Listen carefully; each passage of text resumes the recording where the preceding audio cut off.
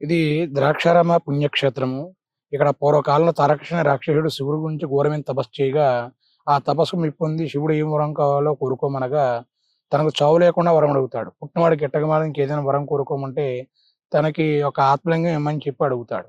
ఆ ఆత్మలింగం తన కంఠంలో ఆభరణం కింద ధరించుకొని ఈ రాక్షసుడు ముల్లోకాల్ని బాధపెడుతూ ఉంటాడు. ఈ యొక్క బాధలు ఇంద్రాదేవతలు భరించలేక విష్ణుమూర్తిని పెరగబెట్టుకుంటే, అప్పుడు విష్ణుమూర్తి మోహిని అవతారం ఎత్తగా కుమారస్వామి ఉద్భవించాడు. ఆ కుమారస్వామి తారకాసురుడి మెడలో ఆత్మలింగాన్ని 5 ముక్కలుగా ఛేదించాడు. అవే మన ఆంధ్ర రాష్ట్రంలో పంచారామాలుగా వెలిసాయి.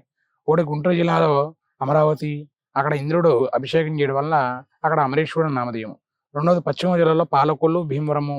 పాలకొల్లులో రాములవారు అభిషేకం చేయగా అక్షర రామలింగేశ్వర నామధేయము. ఈ యొక్క ద్రాక్షారంలో ఈ యొక్క సూర్యభగవానుడు స్వామి ఎదిగిపోతుంటే స్వయంగా వచ్చి సూర్యభగవానుడు అర్చన చేయడం వల్ల ఈయన భయంకరమైన అలాహలాన్ని కంటలో ధరించుకోవడం వల్ల భీమశంకరుడు అని నామధేయం ఈ యొక్క స్వామివారికి వచ్చింది. ఈ యొక్క అమరావతి అయిన తర్వాత సామలకోట, ద్రాక్షారామ ఈ 3 లింగాలు పెద్దవి. భీమవరం, పాలకొల్లు చిన్నవి. పాలకొల్లులో రాములవారు అభిషేకం చేశాడు. భీమవరంలో చంద్రుడు అభిషేకం చేశాడు. అక్కడ ఛాయ సోమేశ్వరుడు నామధేయం. ఈ యొక్క సామలకోటలో కుమారస్వామి అభిషేకం చేయడం వల్ల అక్కడ కుమార భీమేశ్వరుడు అంటారు. ఇక్కడ ఈ యొక్క పంచారామంలో శైవ క్షేత్రంలో ఈ యొక్క స్వామి ద్రాక్షారం అనేది చాలా ప్రత్యేకత. ఎందువల్లంటే స్వామివారు ఇక్కడ దక్షయజ్ఞం చేసే స్థలం ఇది. దక్ష బోనారామ, దక్షారామ వాడకంలో ద్రాక్షారామ అయింది.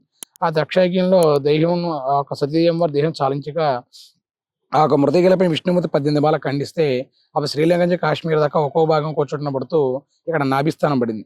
నాభిని సంస్కృతంలో మణి, మాణిక్యం, మణిపూర్ చక్రం ఉంటాం కాబట్టి ఇక్కడ అమ్మవారు మాణిక్యామై వెలిశారు.